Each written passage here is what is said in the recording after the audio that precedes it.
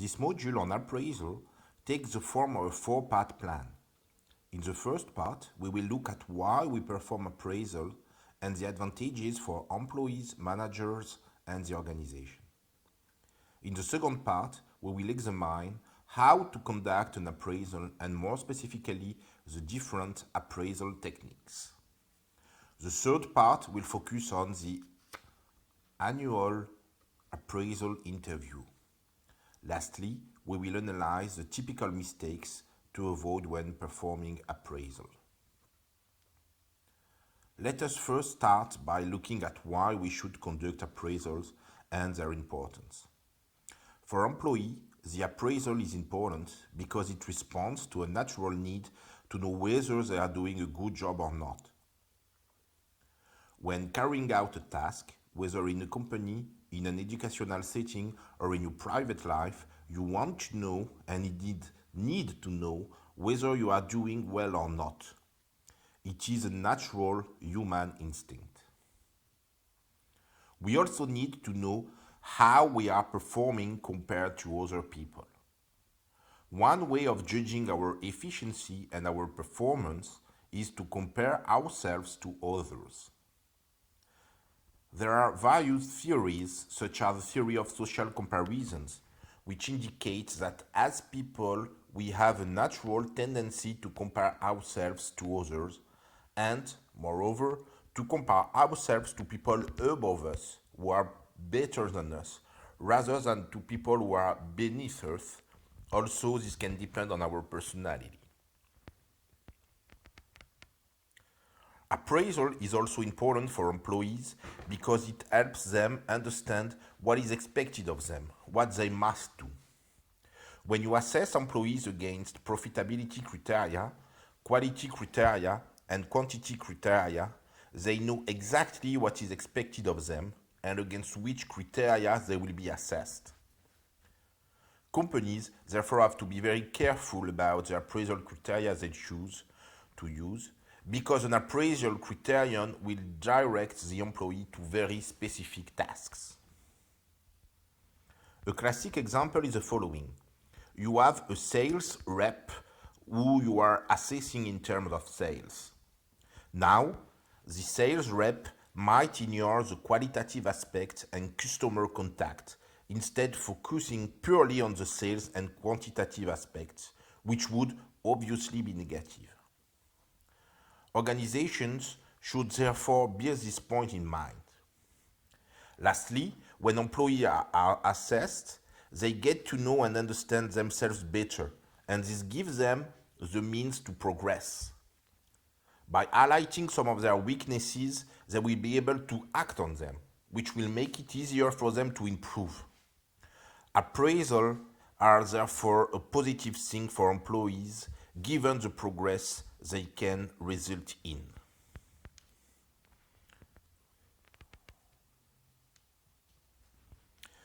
And appraisal have positive aspects for manager too.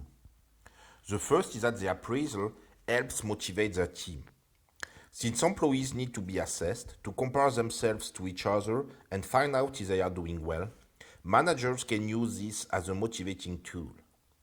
Secondly, it can also be used to develop the employee skills, since by working on their weaknesses, managers can develop their team's skills. It also helps them to get to know their subordinates better, as well as the work they carry out. This might seem trivial to you, but unfortunately, in many companies, the managers don't actually know what their employees do. As we will see later on, the appraisal is also a unique opportunity where an employee and manager can sit down together. It allows managers to make direct contact with their subordinates and assert their management role. Lastly, one of a manager's objectives is to have an efficient work team.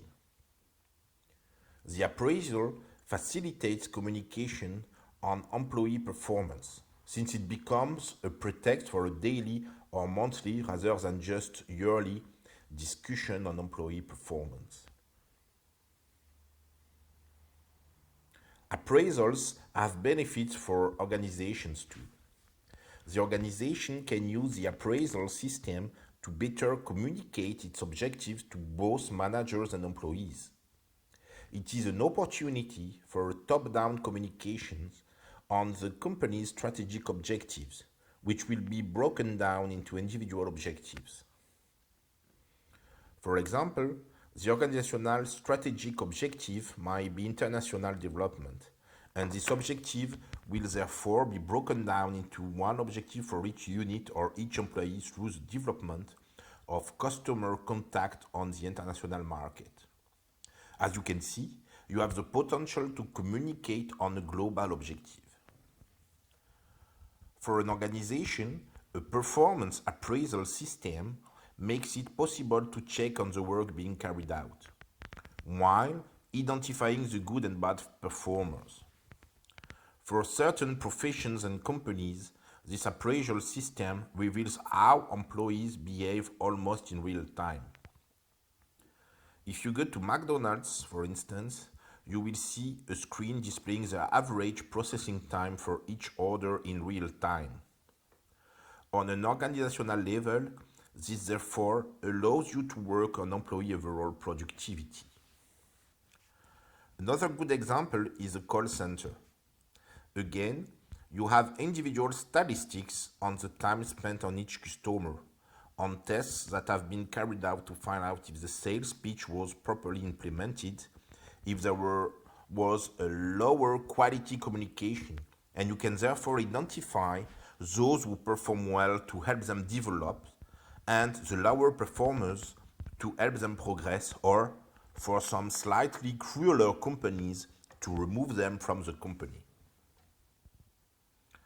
The appraisal helps strengthen employee commitment, and in fact, by assessing employees' results, you are implementing a management method.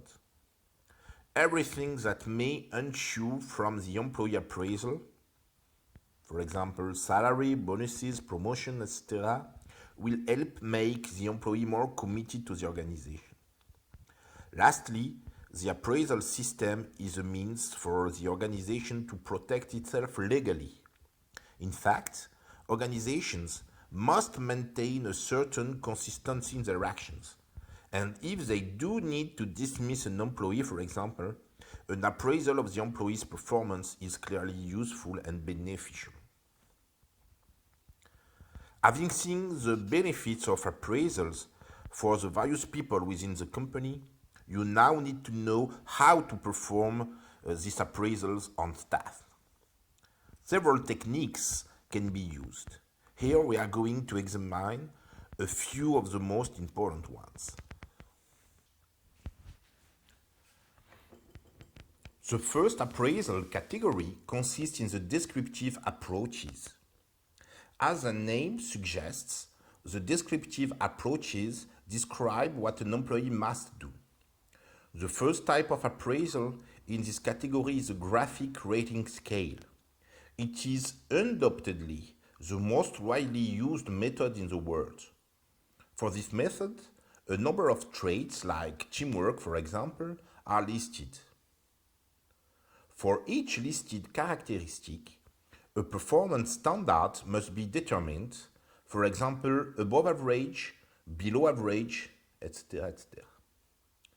This performance standard normally has to be quantitative. However, there are broader uses for this appraisal scale. For example, instead of using performance criteria, personality criteria like autonomy can be used. And whereas the appraisal must often be quantitative, it can include qualitative dimensions. Once this scale has been produced, managers will be able to appraise each of their employees on each of these traits by determining whether they are average, above average, good or bad, along with a whole host of other possibilities.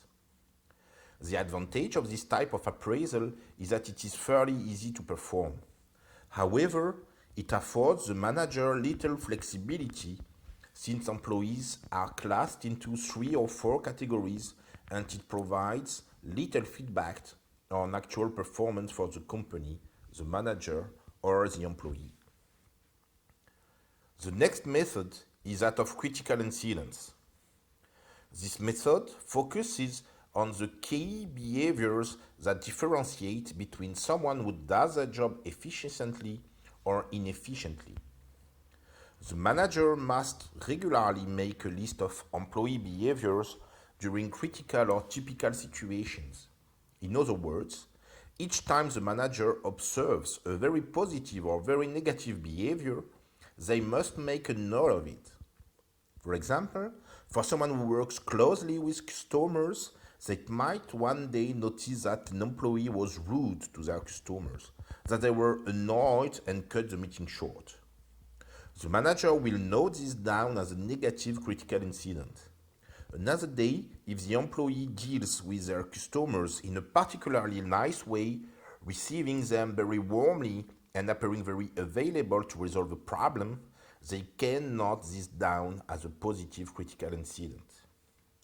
This has its advantages since it is based on directly observed behaviors.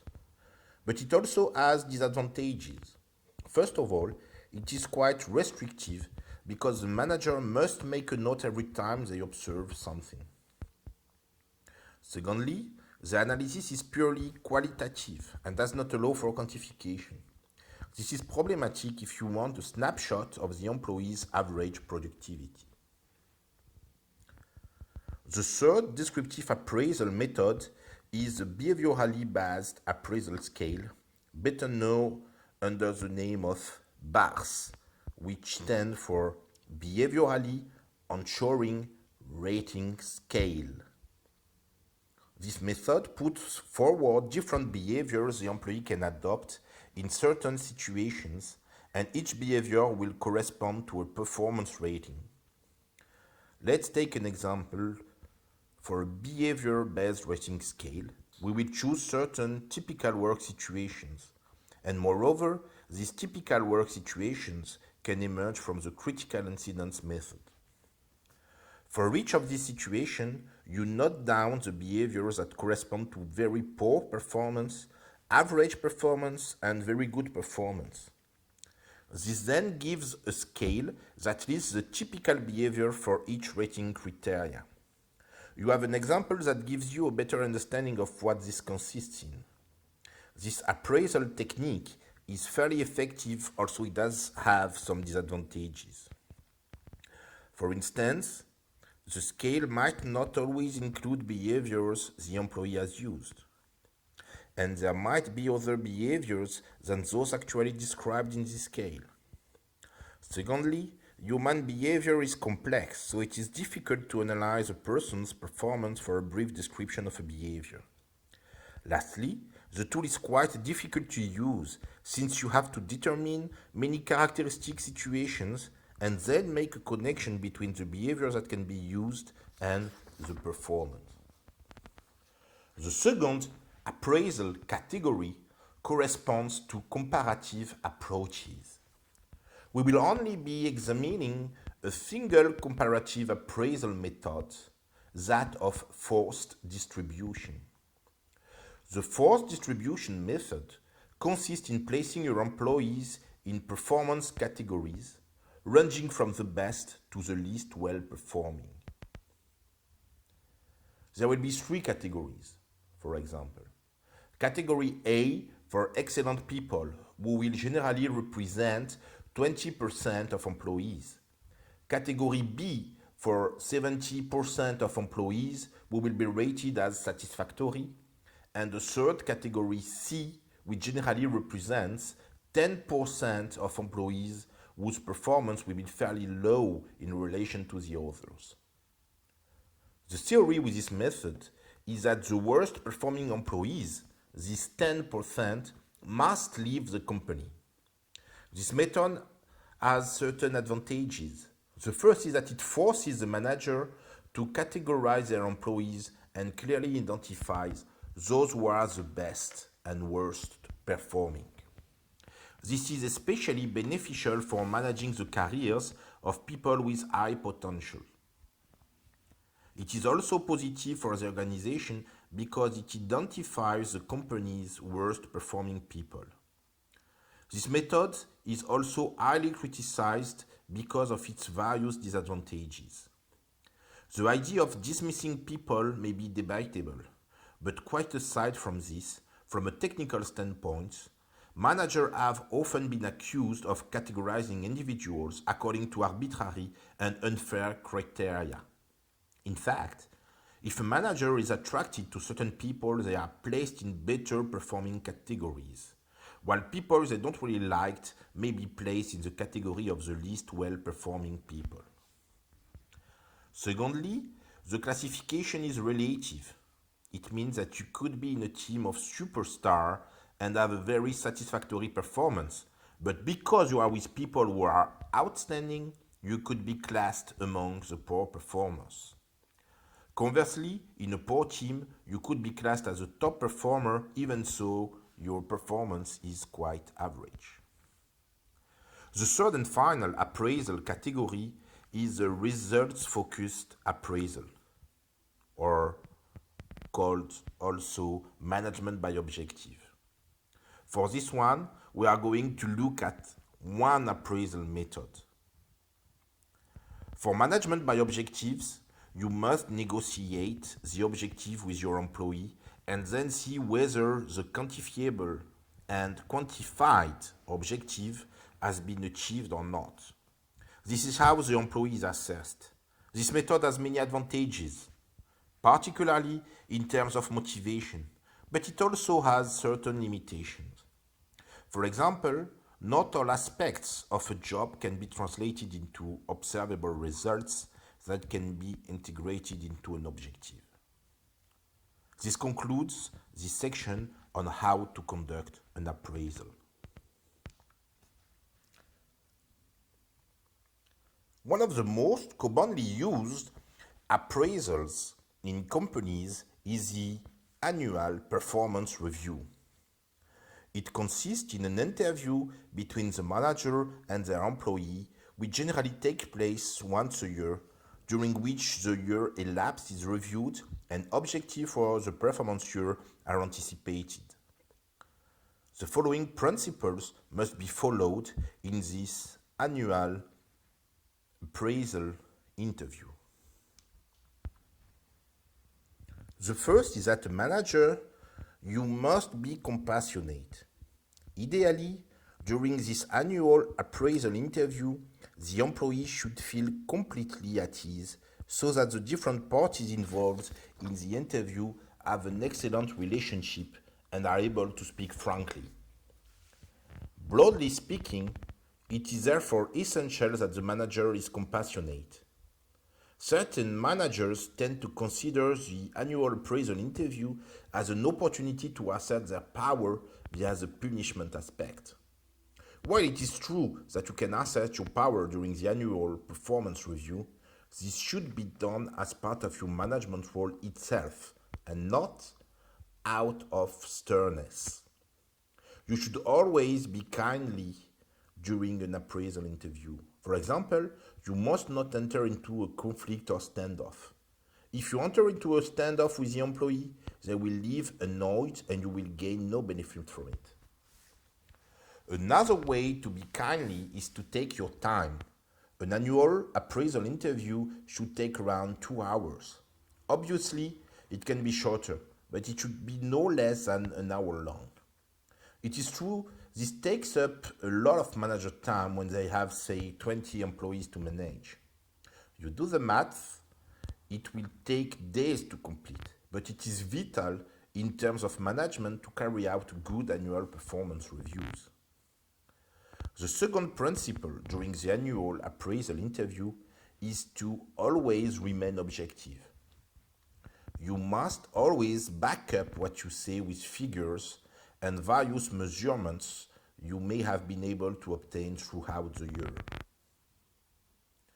Clearly, if you are subjective and tell your employees they don't seem very motivated when carrying out their work, something which is immeasurable, they will say the opposite.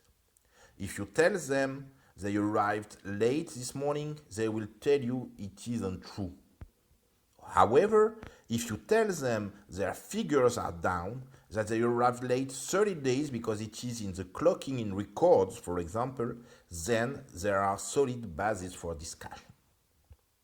Thirdly, the annual appraisal interview must be a win-win-win situation.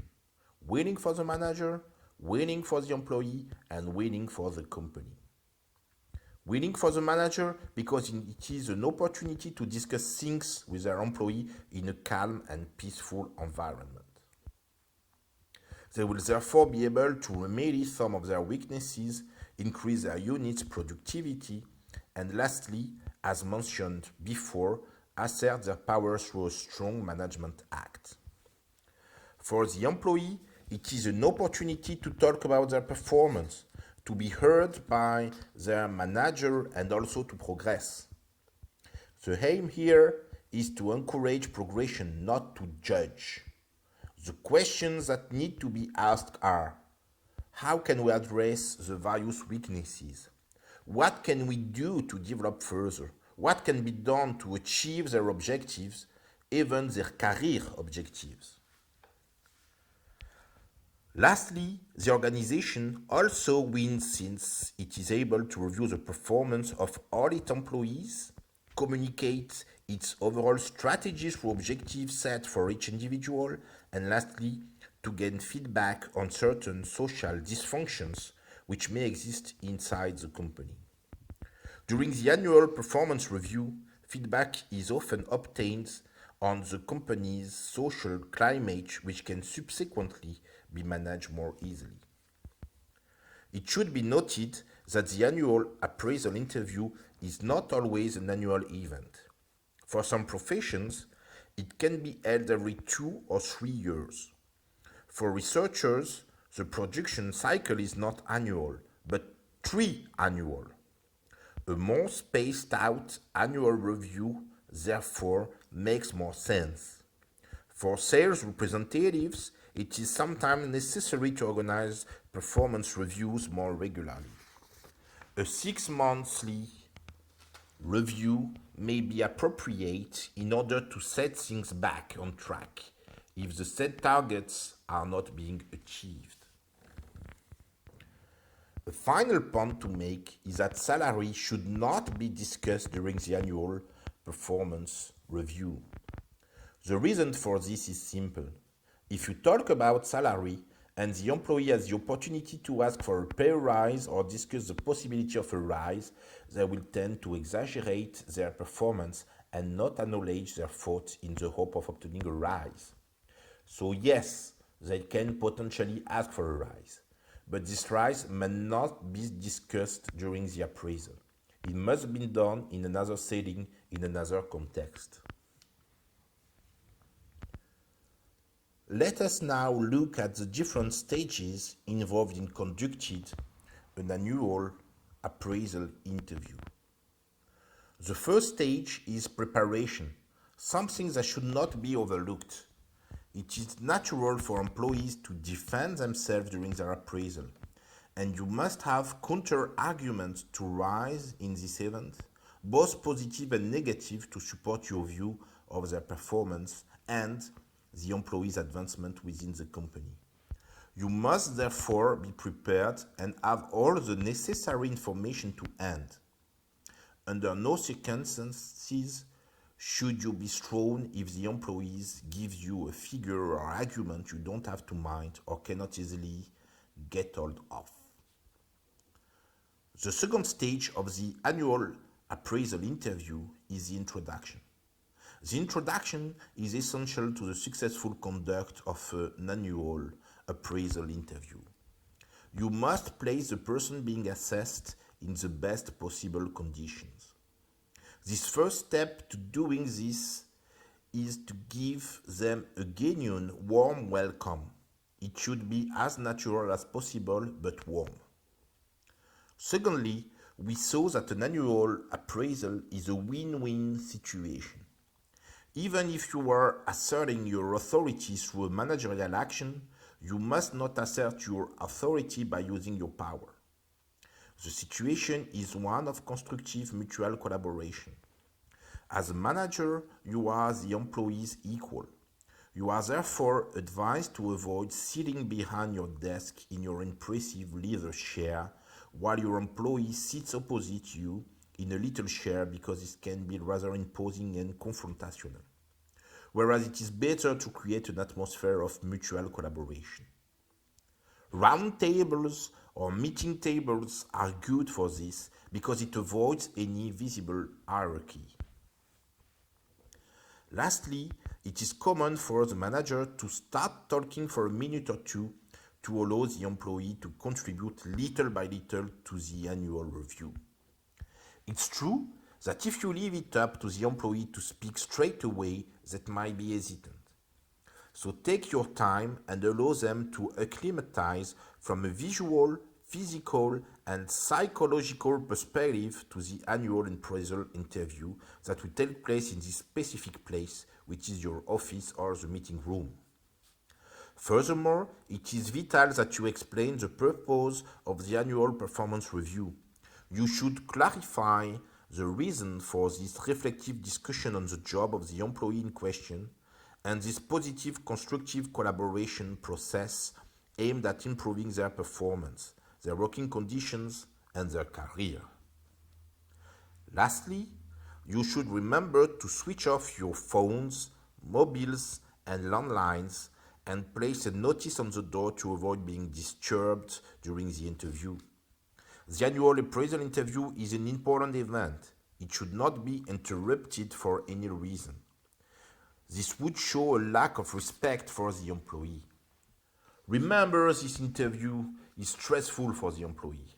You must show them the consideration and respect they deserve in this type of situation. So do not allow yourself to be disturbed or interrupted during your interview for any reason whatsoever. Once this introduction has been made and you have reminding your employee of the objective of the performance review, you will begin your appraisal of the year elapsed. This appraisal is based on the employee's specific documented performances. You will not discuss your opinions, but instead the figures, performances, and results actually achieved. This should not be a one-sided discussion. It is not the manager's job to go over all the figures and then present their verdict on the employee's work. The employee must also talk about themselves. They should be asked for their opinion, they should be asked to comment on the figures, they should be asked how they found the year, etc., etc. The annual appraisal interview is generally a two-way discussion. The talking time should be about 50-50 rather than 80% for the manager and 20% for the employee. During this stage of the appraisal, you should review all of the results achieved by the employee point by point. You should spend equal time on the positive results as well as the objectives that have not been achieved. For each objective achieved or not achieved, you should ask for explanations, listen carefully to them, and be on the constant lookout for solutions. Once you have reviewed the year elapsed, you have looked at whether the objective for year n-1 have been achieved or not, you must focus on the future. Having completed this review, you must then proceed to the aspirations phase. The aspirations phase simply consists in asking the employee about their short, medium, and long-term career advancement prospects and asking questions about their more everyday aspirations. This phase is essential. It is one in which the manager's job is to listen. You do not have to fulfill all your employees' aspirations, but this is quite a difficult phase because you must show your ability to listen, while at times grounding employees whose ambitions are disproportionate to their skills.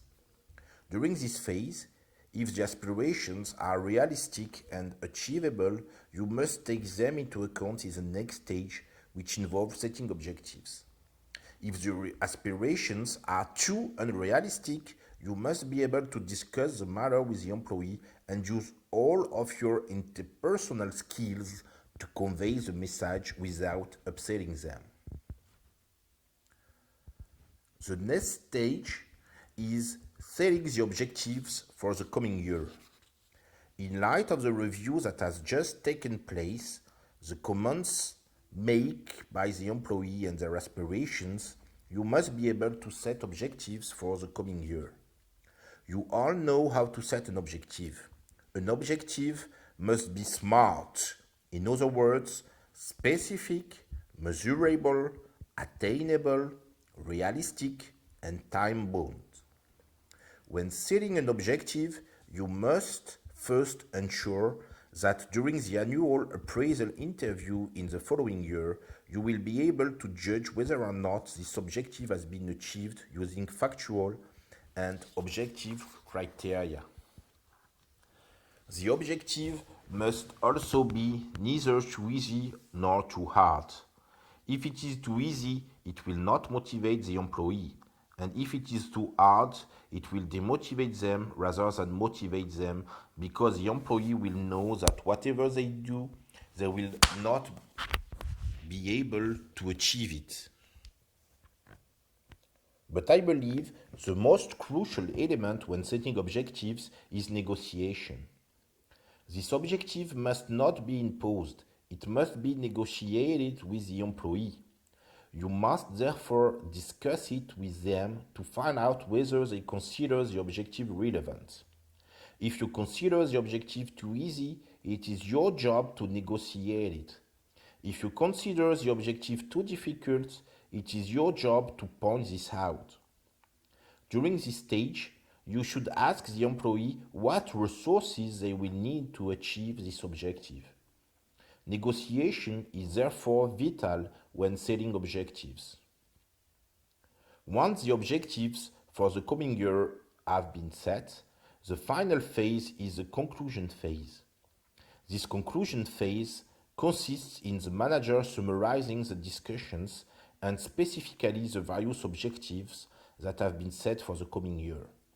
You must not go over everything that has been said here, but simply take a few minutes to summarize the proceedings to find out what has been decided. The appraisal is also concluded by signing a document. You will generally have an official document which you must sign before parting company. Now, you should be aware of the various mistakes that can be made which can compromise employee appraisals. The first mistake is indulgence. Indulgence or leniency occurs when the assessor is too lenient with the person being assessed and overrates them. There are several reasons for this leniency. The first is that it might be in the individual's nature to be lenient and kindly towards other people. But this explanation is not enough. There is also an organizational factor. In fact, when there is no punishment or no incentive to conduct a good appraisal, assessors tend to overrate employees to avoid any conflict. Also, in certain companies, there may be no budget limitation allowing employees to be given a rise regardless of their performance. Lastly, when there is not a more sophisticated rating system, the assessor can potentially give everyone good appraisals. A second mistake that may be encountered during appraisals is that of performance substitute. In fact, for many professions, it is difficult to assess performance directly, and other factors are used instead as a substitute for a direct performance measurement. For example, if you want to measure a student's performance, one of the factors you can use as a substitute for their involvement in a course is punctuality. Now, punctuality in no way determines a student's involvement in a course. It is merely one of many factors. It is therefore essential as a manager to find the right substitute for performance and verify whether they are actually appropriate to the situation encountered in the workplace. The third mistake that may be encountered relates to the halo effect. This occurs when the appraisal of a particular criteria influences the appraisal of all the other criteria. For example, if you consider that one of your employees does not help you day to day at work, you will naturally tend to give them a negative appraisal on all the other criteria, even if this is not the case. The best way of preventing this from happening is to simply be aware of it, to stop the appraisal of one criteria from affecting all the other criteria. A central tendency error can also occur. This is when the manager tends to assess all their employees with the same average performance. If, for example, they are using an appraisal rating ranging from 1 to 10, they will eliminate both the low and high appraisals and give all their employees a rating of between 4 and 6. Now, this can pose problem for everyone interested in getting a pay rise or promotion. One way to avoid this problem is to use one of the other types of appraisal discussed earlier, which requires the assessor to use a broader range in the rating. The final mistake we might encounter during an appraisal is the similarity error. In fact, if managers believes that certain employees work in the same way as them or have similar personality traits to them, they will tend to give them good appraisal ratings. However, the way they work and their personality are not important. It is performance that is paramount. I'll give you an example. If a manager is very sociable and enjoys interacting with other people, they may give a positive appraisal to an employee who acts the same way as them and who also has a lot of interactions with other people, regardless of their performance. Yet, it is the result itself they should focus on. We've reached the end of this module on appraisals. Thank you for listening.